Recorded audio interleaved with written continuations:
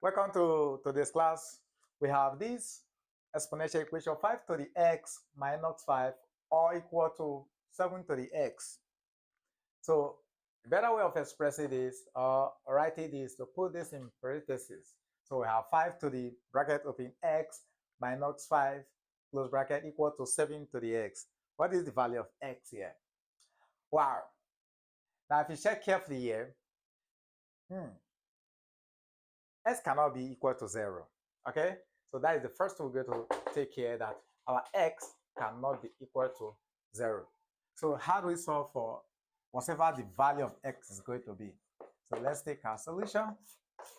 So from here we have our 5 to the x, then minus 5 or in bracket, then equal to our 7 to the x. We can solve this using different methods, but we're going to use the simplest method ever. We are going to rewrite this expression here. How? We're going to apply the law of indices, which says that your a to the power, to the power of m minus n is equal to your a to the power of m times a to the power of your minus n. So if we apply that here, we're going to have our 5 to the power of x times our 5 to the power of minus 5 equal to our 7 to the power of x. Okay, so from here, what we do here, we can rewrite this, apply another law which says that your a to the power of minus m is equal to 1 all over a to the power of positive m. And so this is going to give us our 5 to the power of x, then times our 1 all over 5 to the power of 5. This is equal to 7 to the power of x. We have to eliminate this. And how do we do that? We multiply both sides of the equation by our 5 to the power of 5. So let's go ahead and do that. And so this is going to give us, let's rule off. We're going to have 5 to the power of x times our 1 all over 5 to the power of 5 times our 5 to the power of 5, to the power of 5 equal to our 7 to the power of x times our 5 to the power of 5. Why am I writing x here? That's the problem. So to the power of 5. So what happened? This and this will leave the system. So we are now left with our 5 to the power of x is equals to 7 to the x times our 5 to the power of 5. Then from here, what happened? We want all the term carrying x to be on the left-hand side. So we have to divide by 7 to the x. Divide this by 7 to the x. This will leave. So we are left with 5 to the power of 5.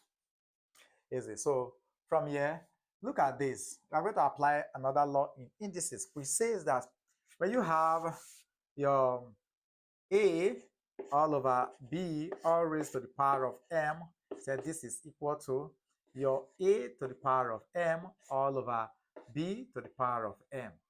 So we're going to rewrite this in this format. So this is going to give us our 5 all over 7 all raised to the power of our x is equals to 5 raised to the power of 5. So how do we get this? This is where the work starts.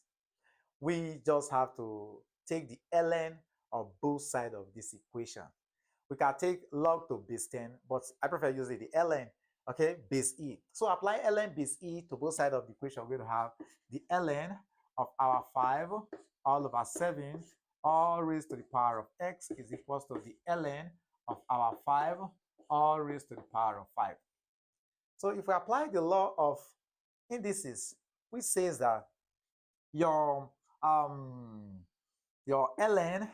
of your a, to the power of, let's take p, is equal to your p times the ln of your a. So if we apply this law to this, we're going to move this to this side, move this 5 here to this side. Okay, so let's continue on this side. So from here, we're going to have our x times the ln of our 5 all over 7, they're equal to our 5 times the ln of our 5. Simple. Here we apply the division law of logarithm, which says that if you have the ln of your a all over b, this is equal to the ln of your a, then minus the ln of b. Okay, so if we apply that here, we're going to have our x times the ln of our 5 in bracket here minus, but we are having x into this minus the ln of our 7 close bracket or in square bracket equal to our 5 times the ln of 5. Easy. So from here, we have to divide both sides by this. And if we divide through, we're going to have our x will now be equal to our 5 times the ln of our 5, everything all over the ln of 5, yeah, then minus the ln of our 7. Easy. Okay, so from here, we can break this down again. Okay, what we have here now and what we have here, we can further break it down to give us a better a result. But here, I'm going to stop at this point here. But if you want me to solve beyond this, then drop it in the comment section that I should solve beyond this. But for this is your answer. Okay, equally have this as your answer.